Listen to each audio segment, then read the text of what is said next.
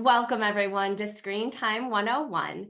And this workshop is designed to help you implement a sustainable, relationship-based, positive, proactive, brain-based screen time plan for your family. The workshop is designed for parents of children 18 months to 16, but of course, the reality of screen time and what the recommendations are going to be very different for each family.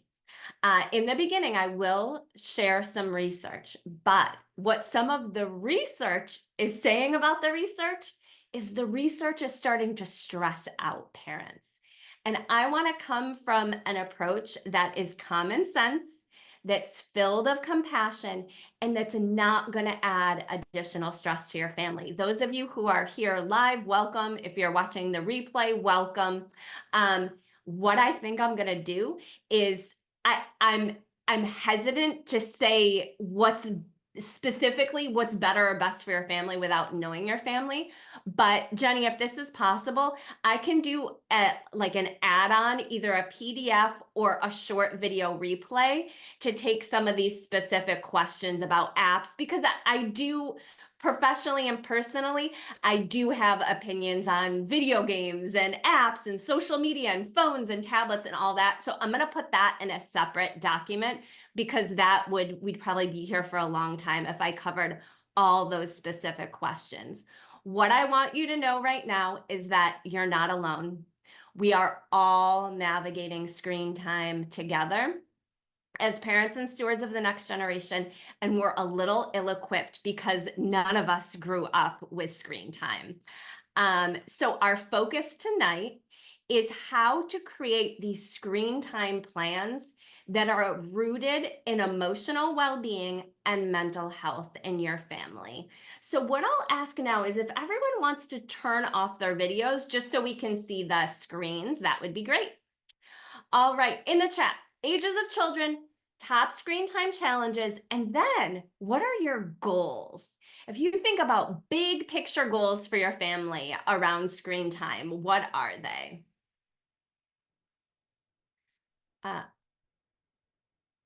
Okay, great. Here's what we're going to cover tonight. I want to talk a little bit about the state of parenting, a little bit on research and guidelines. And talk about screen time for parents. Some of you have identified, yeah, that's actually what I'm focusing on, is my screen time relationship. Screen time for plan for kids. And then we'll talk about what are your focus areas and what are your next steps. And then we'll either take some Q&A at the end or interspersed throughout. A little bit about me. I have a background in teaching and a master's in conflict resolution, and I'm certified as a mediator, a family mediator, a positive discipline parent educator, childbirth educator, and I'm a master trainer for early childhood educators. I also work in the divorce space, and I'm a single mom to a 15-year-old and the founder of the Happy Home Positive Parenting Programs. I really get high stress parenting through my own personal journey, and then supporting parents in the pandemic and also through divorce. I have a ton of free resources. So if you want to join my Facebook group, it's Parenting for the Next Generation on Facebook group. And then my website is meganbarella.com, and I have a free masterclass that you can go through. You can sign up for the masterclass, short videos, and then you get a free coaching session. So if you want some individualized support, positive parenting tools connected to screen time, then go ahead and schedule that. And you can also go to the contact page if you want to learn more about my programs and about time program in particular. So reminder, you're the expert on your family. I'm your support person. Each of you has a unique family and cultural that around screens, around family dynamics. Your stress, your needs are all different. And so please, anything that's shared, just make sure that it's confidential, although a reminder that what you share is also going into the recording. Compassion is the key to your transformation. Alone we struggle, together we can do this. It's very important that we offer shame and judgment-free support. And I want you to go home with one focus area. That's it. We've only got an hour together, right? And I'm going to be sharing time in a little bit, because our goal is to be in positive relationship with ourselves, with our children, and then that extends to the screen time dynamics. And I know a lot of you are saying you don't want to be the mean mom, and believe me, I get that, but I want to help you also reframe that as well into really stepping into our leadership role as stewards of the next generation. So reframe. It's not really about screens. It's about connection in our families and about our stress levels, okay? So we want to be in this positive relationship with ourselves, extends to our kids. We want to model positive relationship with screens, and that our positive relationship with life. We want to be sharing what we love about life with our children. Some of it may be screens, but a lot of it is going to be off screens. And really having a place to soothe stress and integrate the high emotions of parenting today. So our relationship with screens are an extension of all these family relationships we have going on. Okay. Again, having that compassion for yourself is key. And part of that compassion is understanding where we are, the state of parenting. Did you know that in October 2021, so exactly 3 years ago, a national state of emergency in children's mental health was declared? And in that time, we have not had proper funding and resources to support mental health and to support parents and children today. Now, I'm wondering, can you answer in the chat? Has screen time in your family changed since the pandemic? Will you pop one if you've noticed it's increased dramatically since COVID? Two, increased somewhat. Three, not really changed, or four, decreased. So just share 1, 2, 3, or 4 in the chat. I'm just curious where, yeah, for most people, right, increased. And what the research is saying is, and I'll show you that it increased about 52% in the heat of the pandemic, and now screen time is starting to level out. And some of you say 1, but you also had a big family life change, and I get that as well. Yes, okay. So for most of us, and that is what I hear from parents. Okay, so here's what the research says. Screen time 21 to 2022 increased by 52%. I know the screen time my son had in a week, maybe even 2 weeks, he was getting in 1 day. And so you have to know that this screen time increase, it's nothing personal that's wrong with your family. It's an extension of what was going on in that pandemic. But now when I'm working with parents, supporting them in my coaching, what we're working against is because that pattern started during the pandemic. Our kids now think screens are like a basic need. Screens have become a significant part of daily life because that's what it was for those couple years during the pandemic. Okay, so really it's important to give yourself lots of grace with where we are with screens today. Okay, on that note, the research is clear that screens are a source of worry, guilt, and or shame for parents.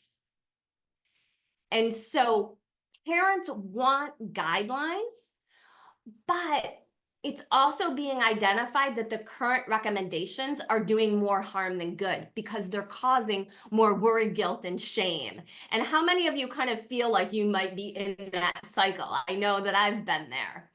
Just drop a yes in the comments if you feel that. I do feel that this is a little out of touch because here's what the rest of the quote says from the focusing on decreasing screen time, or screen time abstinence. The recommendation should encourage interaction and use of digital media under parental guidance to foster exploration and learning. But here's the reality. That is even unrealistic because one, screens are filling in a childcare gap that started in the pandemic, and parents need a break. Most children today are on screens independently of their parents. And do you agree with that? Let me just see with, yes. Do you find that, yep. 100%. Yeah. Are your children are on your kids are on screens because you need a break, you need to get something done. It's part of the routine. It's not like it's this necessarily family time. Do you agree with that as well? Just pop a yes or a no in the comments, okay? So within that reality of everything we've been through since the pandemic, of now kids being in this pattern, screens are a daily part of life, with all the shame and worry about screens, we just have to look honestly at what the benefits and the risks are, and then the recommendations. I don't want to demonize screen time. There can be enhancing learning capabilities. It can boost creativity, build technical and problem solving skills, encourage physical activity. Some people use, what are they? I don't have one, but you know what I'm talking about. These things, right? And doing like a Wii or Nintendo Switch has a workout one, right? So it doesn't have to necessarily be sedentary. And for a lot of kids, especially our tweens and teens, now we're actually facilitating a lot of social interactions, okay? Risks are it can cause screen time addiction. There's a lot of studies that say the same hormones are being activated as with screens as in connection with heroin. So this is, we know from our own screen time scrolling that it is very addictive. We want to be careful about sleep, a decline in social skills, cyberbullying and safety risks. And that's why I am going to go ahead and in a separate something I will have email out. I'll do my recommendations, my safety recommendations by age, and try and cover as much as possible, and that it can affect academic performance. Okay. So I'm going to share the guidelines now. If they're realistic, then you're just going to go onward and forward for your family. And also, I want to say, it's okay to do less screen time. I'll be working too with families where there's a lot of behavior challenges for a 7 or an 8-year-old connected to YouTube. I empower the parents. It's okay to let go of YouTube. It's much easier for a 7 and 8-year-old than a 16-year-old, which that may not be realistic. But it's okay to do less screen time. And again, to be empowered in that leadership role as stewards of our children's emotional health. To remember that screen time, it is not a basic human need for children. Our kids are gonna be okay. But at the same time, remember, on the flip side, if the guidelines aren't realistic, you're not alone. And we're here to support you by focusing on connection and positive relationship and really shame and judgment free support. Okay, so the guidelines and recommendations are, before I share them, just your family has unique reality of schedules, needs, values, stress, and support. What your life looks like for each of us is very different. Okay. Also, a lot of the guidelines are set up for neurotypical children. And there's a whole body of not research, but more qualitative experience from the lived experience of folks who are neurodiverse. We've got to look at different guidelines for our neurodiverse folks than our neurotypical folks. So just keep in mind that all the research and guidelines are based on neurotypical people. Okay, so are these guidelines realistic for your family? From birth to 18 months, really limiting screen time, except a video chatting. 18 to 24 months, educational, slow programming with a caregiver for 20 to 30 minutes a day. 2 to 5, screens should be no more than 1 hour on weekdays and 1.5 hours on weekends. And then 6 years through adolescence, which I don't really agree with clumping that age group all together. A 6-year-old is very different than a 17-year-old. Screen time should not exceed 2 hours each day, not including school-related content. And those 2 hours can include video gaming and time spent on social media. Again, this isn't my wording. This is from the American Academy of Pediatrics. Okay, so the WHO recommendations are about the same, and recommendations also include turning off all screens during family meals and outings, learning about and using parental controls, Avoiding using screens as pacifiers, babysitters, or to stop tantrums. Now, do any of you have I think I saw a 2 and a 5-year-old, but can you just put EC in the chat if you do have children under age 5? Because I feel like most of you had a bit older kids.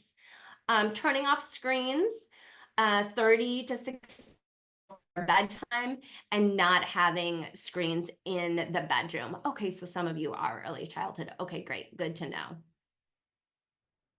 So what do you, I'm going to summarize that. Do you feel like Y for yes or N for no? Again, no judgment. And I think most families probably have more screen time than the recommendations, but is your family is screen time about in line with the recommendations? Y for yes, N for no. And again, no judgment, but let's just see where everyone's at, because I think most of us are probably higher. Yeah, some yes, some no, no.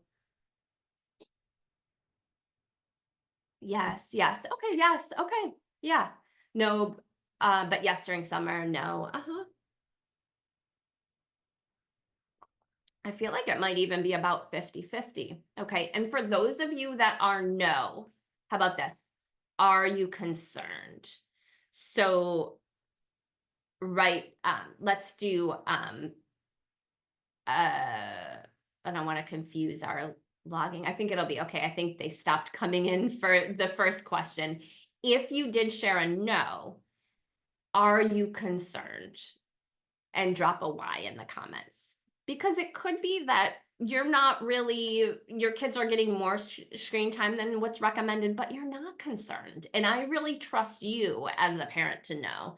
So we're getting some yes, yes, because it's constant work. Yeah. Okay. As soon as the screen goes off. Yeah. Yes. And that's what people say. Now my kid is bored all the time and I have to entertain them. And yes. Okay. So it seems like if your kids are getting more screen time than recommended, it is a bit of a concern. Oh, I just want to take that one more comment. Is watching TV being considered as screen time? Yes. So, I've studied the effects of media on children since the 90s, right? And now I'm like, wow, what were we worried about in the 90s? I personally think that TV is different. It's different on the body and on the brain than these small devices. So I do think it is different. And also being on a TV in a public space is actually what I recommend, because then we know what our kids are watching too. Okay. So let's go through early childhood, what risks are. TV is a shared experience too, as well. Yeah. Yeah, I definitely prefer TV all the way. Okay, so what are the main risks with too much screen time or lower quality screen time? What's important to remember about screen time is if it's not the right fit for your child, it's actually on the brain. So in early childhood, especially, we want to look at what's programming. Even some of the educational programming is set up like a video game. And so things to look at in early childhood is mostly around language. Language is so important for children, helps them get their needs met, right? That way they can express verbally what's going on instead of relying on other ways to get attention or getting frustrated and having a lot of emotional dysregulation, which can come up, especially in early childhood when the screen time just becomes too much. Okay.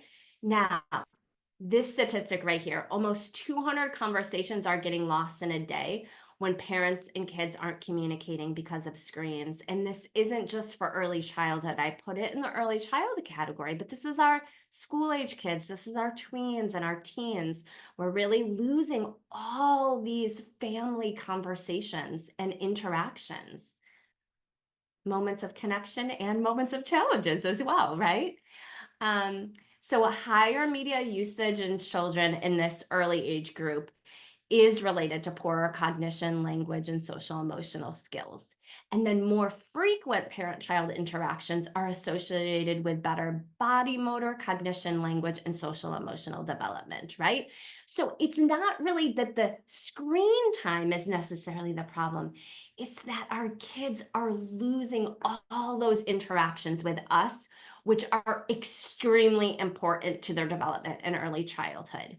Now, that being said, if you're having a stressful day, if you're under acute stress, parents are using screens to get a break, and we need to honor that. I don't want anyone to feel any guilt around that. Okay? So again, screen time reduces the amount of quality of interactions between children and their caregivers, and it can have an impact on language development, okay? And if you think about it, once kids start to talk between 3 and 5 years of age, then we usually see a drop in temper tantrums, right? Emotional dysregulation, aggression, because they have words. But if they're watching screens all the time and parents aren't talking to them, then they're not getting that optimal language development, okay? The other thing to keep in mind with is this concept of digital pacifiers in early childhood, because it is very hard. It can be very hard to support children's emotions in early childhood. And how many of you have a strong-willed and highly sensitive child, or a child who is neurodiverse? Then, right, then they can have more elevated emotions and more prone to emotional dysregulation. But the thing is, more technology can only make them more likely to react intensely. And children aren't learning other coping skills. But it becomes this balance, because if parents are using screens as this digital pacifier, it's usually because they need it. But this short-term piece can come at the price of long-term moodiness and heightened impulsivity, okay? And I tried to share where the research is from as well. So any early childhood questions in particular, please share them in the chat, okay? This is from UNICEF, just reminding us children need humans, not screens.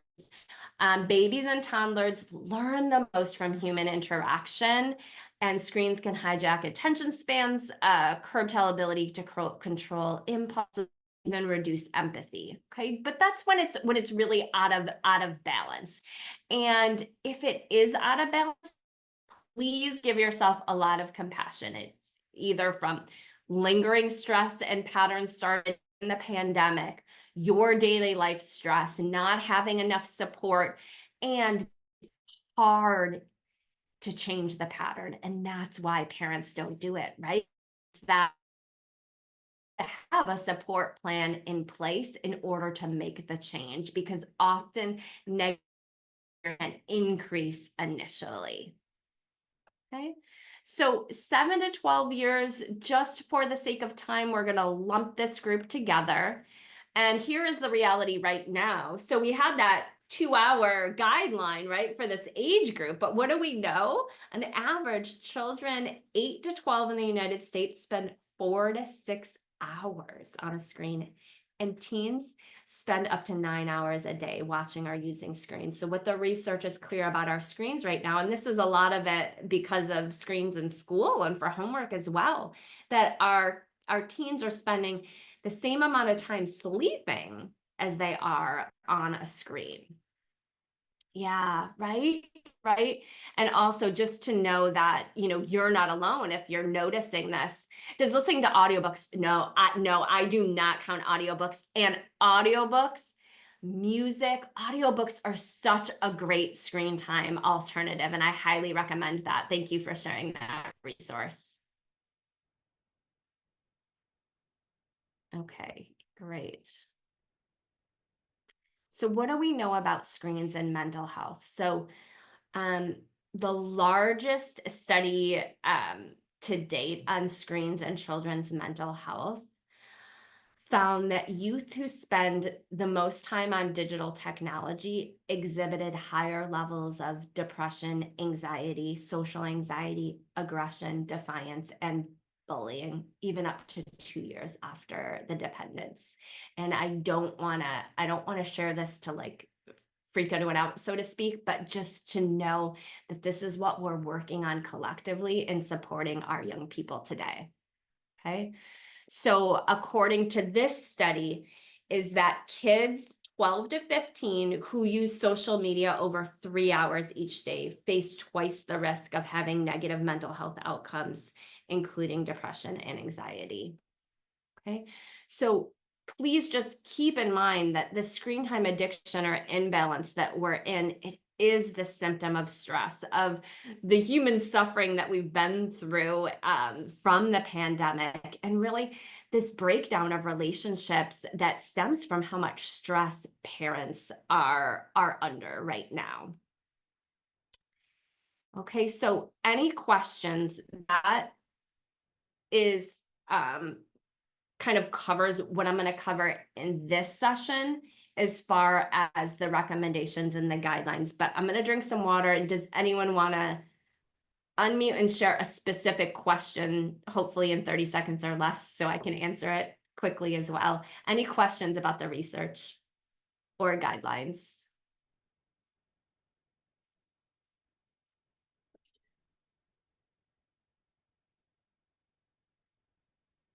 Okay, let's go into our family screen time plans. And we're going to start off with parents and our support. One of the biggest predictors of how much time kids spend on screens and whether that use is problematic is how much parents themselves use their screens when they are around their kids. Okay. So this summer, I offered a screen time workshop that is the foundation for this workshop. And I really focused on my relationship with screens, my relationship with my son. And I'm going to share a process that you all can use. And this is, if you're not sure where else to start, just start with our own relationship with screens, because we know that that is one of the most important and valuable things that we can do. And why is that? Because of mirror neurons. We're all wired to reflect back one another's thoughts, behaviors, and emotional states. And those mirror neurons are particularly strong in the parent-child dynamic. So we are the patterns we model for our children become what their brains are reading as a screen time pattern. And having compassion for yourself, whatever your screen time pattern is. And then when we focus on our relationship with screens first, it's going to give you so much compassion for supporting your kids around screens, because you're going to realize, whoa, this isn't easy to change this pattern. And really what we want to focus on in supporting your screen time plan is support for stress and emotional well-being. Okay. And I'm going to keep on saying it, to have compassion for yourself. And stress is really the root cause of screen time imbalance in adults and in our children. So do you feel like your relationship with screens is out of balance? Just share that Y for yes or N for no in the chat. And let's get a sense of where we are at. And I know, yeah, and I'll keep that. Yeah, no, yes, okay. Yes, yep, yes, yeah. And I think this is like most people today. Yep. Okay. So what's going on that our relationship with screens is out of balance? Yeah, and definitely for my spouse. Okay. If we really look at everything we're doing in a day, how much stress we have on ourselves, then we can have a lot of compassion on why we're using screens as a coping mechanism. For a lot of us, it can be connected to kind of just a little bit of entertainment, yes, and escapism, which that's a part of life and it can be healthy. But when it gets out of balance is when it becomes a balance to kind of disengage from our daily life or disassociate and disconnect with our family members, which is a reality for a lot of us. And I really just want to normalize this. This is something that I've been working on in my relationship with screens. So our children's relationship with screens really begins with the relationship with our relationship with screens and with the relationship we have with our children. And so here's what I recommend. And you're welcome to screenshot this. This is the process that I use and that I share with my clients. You just gently want to observe. It's not good or bad, it just is your emotions when you go for your phone. Are you bored? Do you not want to do something? Do you feel overwhelmed? Do you feel stressed out? And just kind of really honoring what you're feeling. Am I wanting to escape something? And then just asking yourself, am I okay checking out with my phone right now? We don't want to demonize phones. It's not going to help us have a healthier relationship with screens. It's just going to activate a lot of blame and shame, which is going to keep us stuck in a negative pattern. So you just want to notice how you're feeling, what you're thinking. Am I trying to escape? Am I okay with this little break? So just bringing your self-awareness, your compassionate self-awareness, and then deciding how long. And I really believe in using the technology to control the technology. I have a Google phone, so I go into my digital well-being and parental controls, and I set the timers for Facebook and Instagram. And when I don't have those timers in place, then I'm on more than I want to be. And the thing is, with using the digital well-beings and the parental controls for yourself, you can always change it. You can up the time, but then you're making a conscious choice to do that.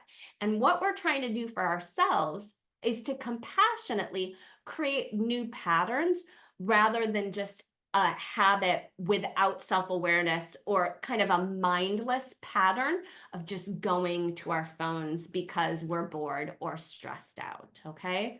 So I hope that that's helpful starting place for supporting ourselves. Okay. And then creating a list, because this is so much about the stress that parents face today. How do I want to check out? And maybe checking out isn't the word that you would use. How do I want to nurture myself? How do I want to take care of myself? How do I want to give myself a break? And screen time may be part of that, but what are some other ways that you can do that in short, realistic ways, based on what daily life is like for you? And then how do you want to integrate your emotions and help soothe your stress levels, and really opening up our relationship with screens as a relationship with our real life stress and emotional well-being in our lives, because that's what it's really about. And screens just become an extension of our stress levels. Okay. There is a great resource. I'll try and send it out. One of the moms in my community developed this ebook. And if you're inside Parenting for the Next Generation Facebook group, it was shared there, but I can try in the resources, I'll try and include this, and you can download it. It's a free ebook to kind of work on our screen time relationships. Okay. Now, any questions, please share them in the chat. Let's go into our screen time plan for kids. Okay. So when I'm wondering, have you tried to address screen time conversations or challenges with your children from any of these places? And just pop any of the numbers that I identify with. Yeah, thank you for that. Yes, yes. I know 30 minutes does go by really quick with the screen time. Yep. Okay, thank you for sharing that. So have you addressed screen time conversations with your children from a place of, just share any of the numbers that you have used before? 1, frustration or irritation. Waiting until it's a problem. 2, 3, guilt or shame. 4, you're really deeply worried and concerned. You get a little angry or aggressive. You actually haven't addressed it. You've been avoiding addressing it because you don't have the energy and because you know it's going to be a big deal. Number 6 or 7, positively and proactively. All, yeah, okay, great. And is there a difference? Those of you that say all or 1 through 7, like what have you discovered? Anything would be helpful to share. Yeah, 4 and 5. Yep. 4. Yeah, worry or concern. A lot of us are really just really worried. Yeah. Okay, 1, 2, frustration, waiting until it's a problem. Yeah. Okay, we're going to go into the tips on how to be positive and proactive right now. Okay. If you think about anything in parenting, if we come from any problem with 1 through 6, how effective are we going to be as parents? We're not, right? We're probably, anything that we do is probably possibly going to make matters worse. And it's the same for screen time. But we don't have a lot of resources on how to be positive and proactive. So that's what we're going to dive into now. Jenny, I think there's a little one. Can you just make sure everyone's muted? Okay, when we're developing simple, positive, and proactive screen time plans, I want you to just be aware, compassionate, and accept the stress and the challenges in your life. To be reasonable, proactive, and positive. To be strength, relationship, and come from trust. Focusing on connection, emotional well-being, and empowerment. And remembering that screens are not going anywhere. They're a part of life as an educational tool, a resource, and a source of entertainment for ourselves and our children. Okay, so these are the steps I'm going to take you through. It's simple and straightforward, and it's also there's a lot of different layers, and so we're going to really focus on the first 3. If you just work on these first 3 steps, you will see a shift in your family, because that's exactly what I did this summer. And yeah, so let's go ahead and dive in. Okay, so if you feel comfortable, please share in the chat.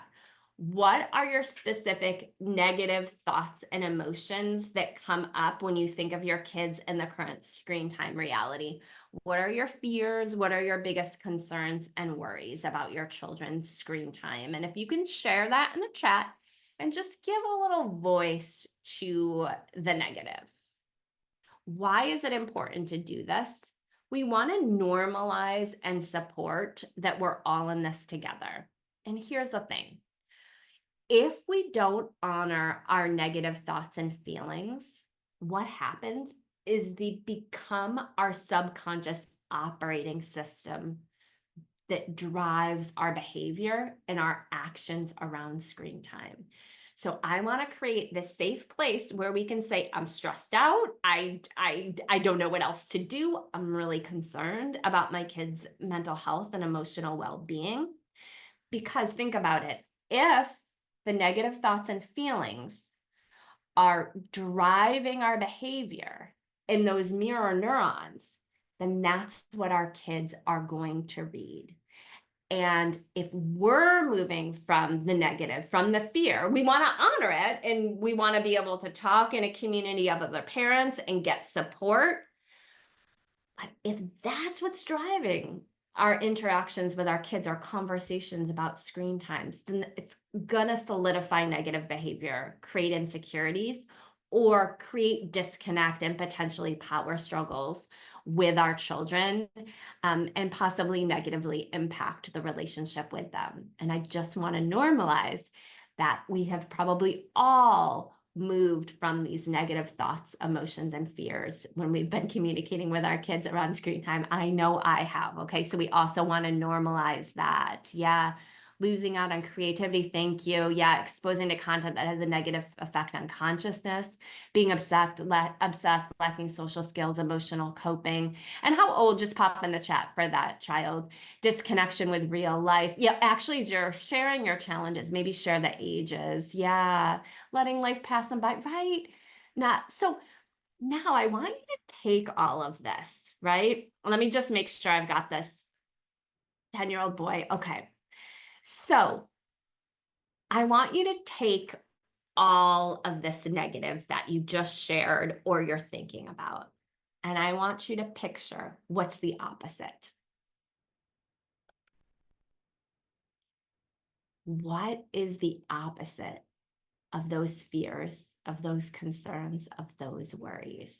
And what parents often tell me, peace, connection, cooperation, calm, having engaged children, ignore the double comma there, cooperative, kids who are contributing, they're calm, they're joyful, they're having fun in life, right? A lot of you want your kids to just have community, have social skills, be engaged, be fun.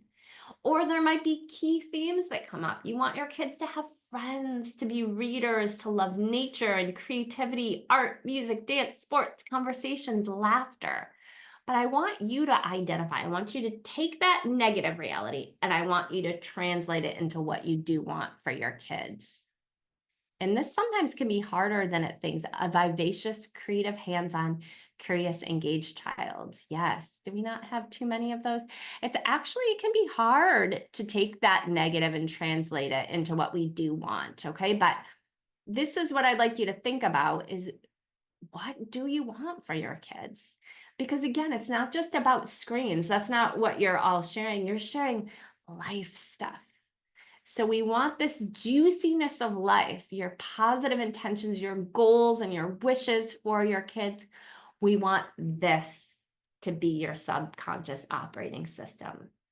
We want you to move for what you do want for your kids, right? Because this is what our kids need more than ever.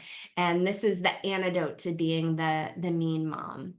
This is your vision for your child's life. Okay, to create love and observe things around them internally and outwardly express themselves in a positive way, experience challenges and learn how to do hard things and enjoy learning new things, right? Okay, so what do you want to anchor into that you do want your family, your children to experience? And I like to do 3 words because it's simple. A lot of you shared beautiful statements, but and then what I want you to do is when you've got what's the simple thing you can repeat to, you're going to repeat it in your head throughout the day. When you think about your child, before you interact with your child, and this is something that I work on with my clients, and they notice, especially if you have a really sensitive, empathetic, in tune kid, which so many kids are today. This is going to be a game changer. Parents, implement this just literally the way we're thinking about our kids, because it's because of those mirror neurons and because our kids' brains are like sponges. They're just sponging and developing their brains off of ours. Okay. So just repeating your positive intention throughout the day. Okay. And this is going to help you stay in that place of trust. Okay. Step number 3. Everything that your kids love to do daily, weekly. And this is so you're honoring your negative thoughts and emotions, right? You're anchoring into what you do want. And then step number 3 is to just up your quality and connection time. Okay. So you can do this right now. Write down all of your children's favorite activities, things they do independently. And sometimes that's the challenge is they don't have a lot of independent activities right now because they've been used to doing screen time. And then what are the favorite family activities? And with your kids this week, you can do this. You can just have more family fun. Set up, it's going to take some extra effort, but just get the fun activities in and ensure these activities are happening in addition to screen time. So you're not even mentioning decreasing screen time for your children. And this is the exact process that I share with my coaching clients, right? To get clear on what the challenges are, to set your vision, and then just up the quality time. And then over time, maybe these are activities that are done first. Okay, so what is it? What is it for your family? What are the things in real life your kids love to do? And please share that in the comments below. And screen time might be a part of it as well. Walks, hikes, tag, basketball, soccer, skateboarding, walking, playing in the neighborhood, dance parties, reading, writing, doing art, listening to music, sticker books, maybe audiobooks, blocks, Legos, Magnetiles, Rubik's Cubes, stuffies, dolls, dress up, Dungeons and Dragons, robotics, cardboard boxes, sensory dough, puzzles, board games, cards. What is it? I would love to hear, because I know when we're talking about the challenges, they really come naturally, but What do your kids love to do? And what do you love to do with your children? Let's hear those. Fishing, reading, Legos, sports, okay? And then how often are those currently happening? And then how could those happen a little bit more regularly? So you are going to pick your quality time activities and just tell your kids, I want to have more fun together this week. This is what we're going to do. And if you have a teen, it's going to be a slightly different strategy: dancing, music, reading, drawing, board games. Okay. And initially, it may not work to say, you know, you're going to do this independently. You know your kids if they can do it independently, but this is going to take a little bit of time. You have family sports classes, right? To do this connection time, if it's on the weekend, whenever you can get it in with your kids. Okay.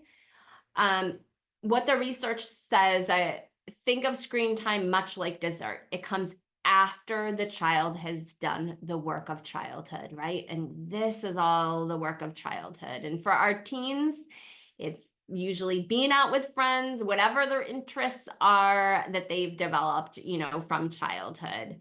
Um, okay. Also, word on just getting out in nature. A study from New Zealand indicates that spending time around the color green, from walks outside to plants in the classroom, can help reverse the negative effects of screen time. So if you are concerned about screen time in your family, just getting that green time in, getting out in nature as a family, because it shows an increase in self-efficacy, positive identity, and decreased anxiety in teenagers. Screening about screen time being the dessert of childhood. Yes.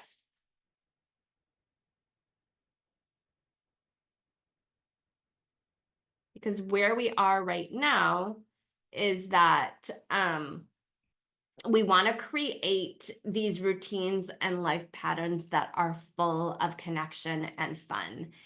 And so the next piece of that, which I don't recommend unless you know if your family's there, but also your kids' contributions around the family.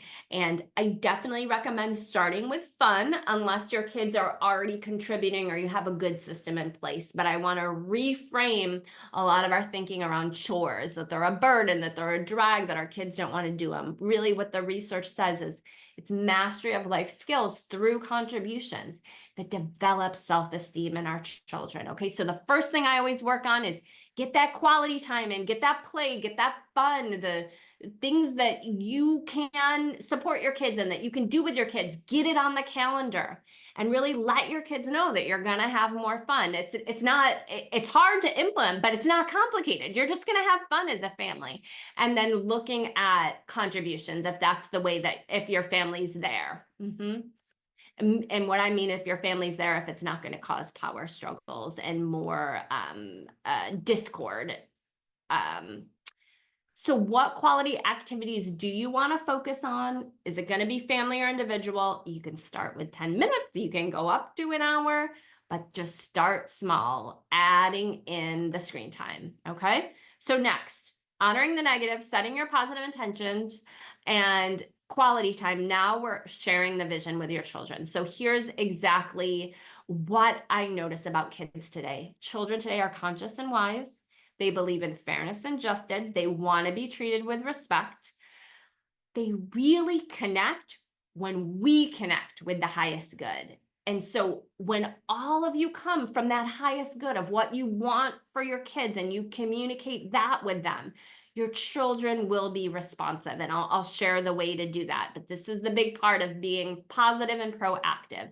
And we've got to be reasonable with our kids. And that's why it's so important, in order to be reasonable, positive, and proactive, to come from that place of empowerment, we have to talk with our kids in a calm and connected moment about what your positive vision is for your kids and the things that you notice that they love about life and that you love to do it as a family. So you're going to keep it really simple no lecturing, what I call kid speak. You're going to keep it just to a few words, 1 to 2 sentences. You really want to know your children. Know your children and how to communicate best with them. Okay. So if you have a teen, what I recommend is you've got even less the research shows that teens are wired to not connect with their parents' voice anymore. So it's less about words and more about becoming the vision. For me, the vision I have for my son is that connection with his community, his creativity, that he's contributing and he's really engaged with life. His peers, our community, that he's doing reading and writing and getting time in nature, and just his happiness is at the forefront.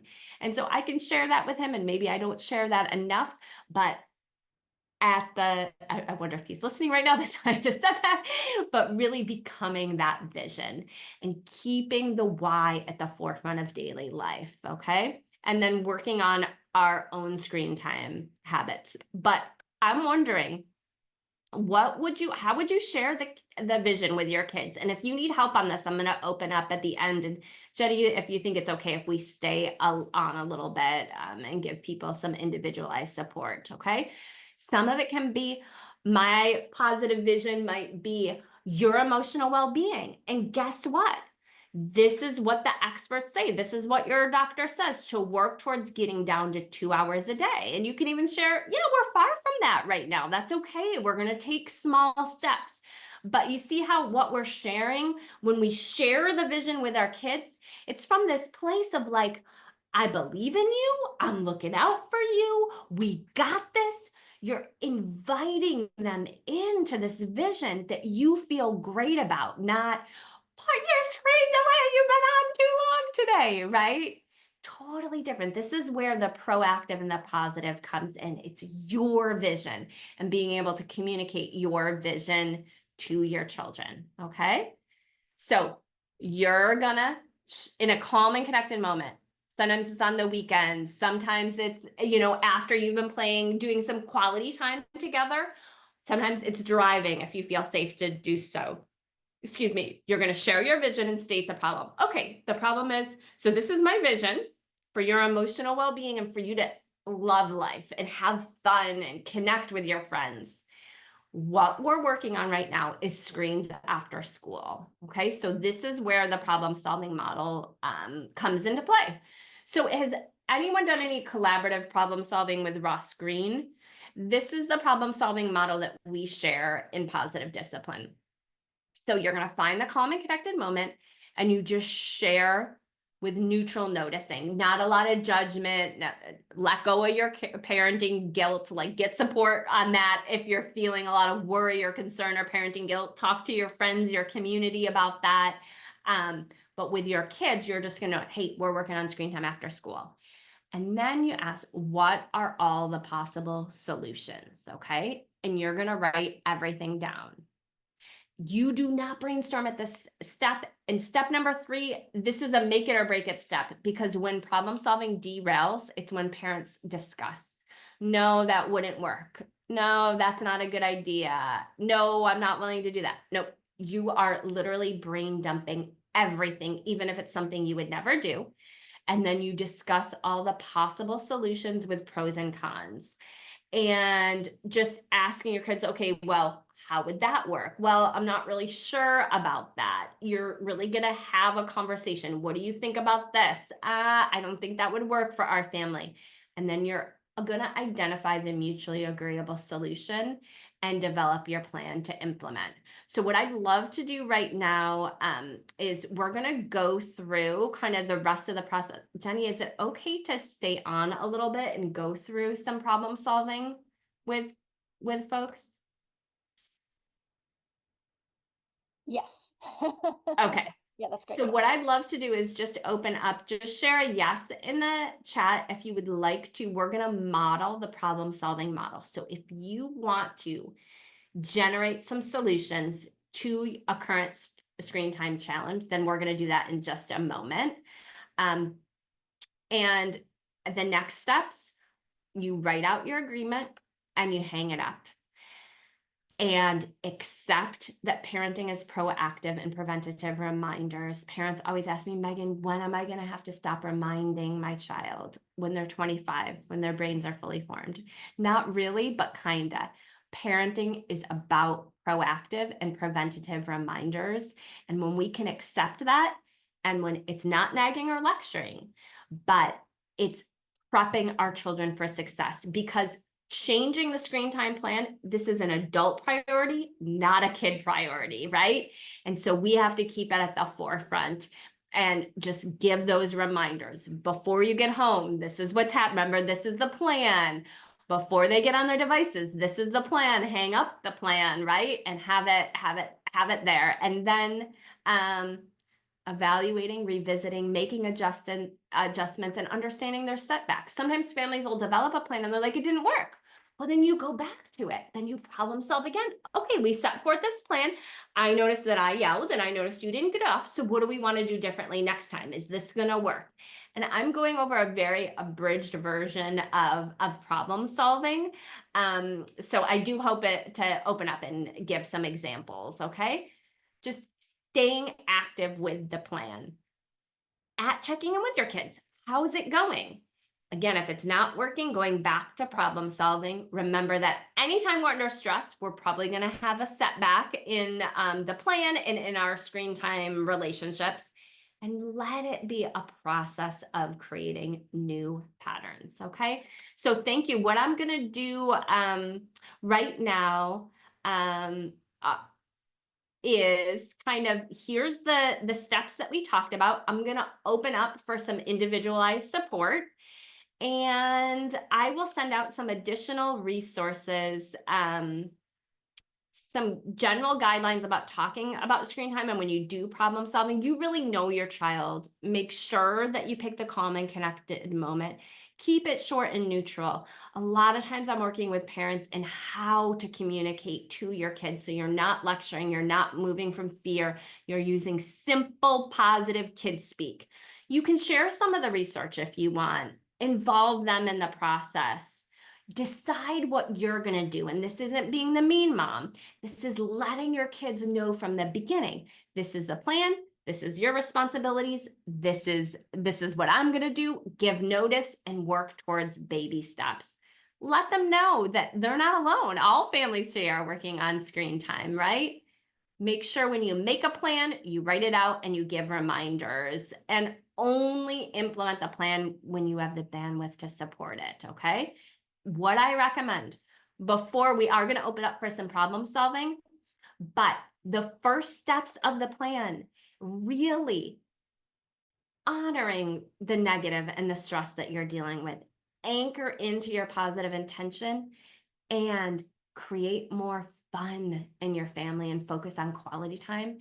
Those top three, you'll experience a huge shifts in your family just by focusing on that, okay? So I do want to share free resources. So my website is meganbarella.com. And you can also go into Parenting for the Next Generation on Facebook. I'm also on Instagram and personal Facebook page I use for work. So stay connected. If you go to my website, you can sign up for the free masterclass, and then you get a free coaching session. And then we can give you some individualized support, because I shared a lot today.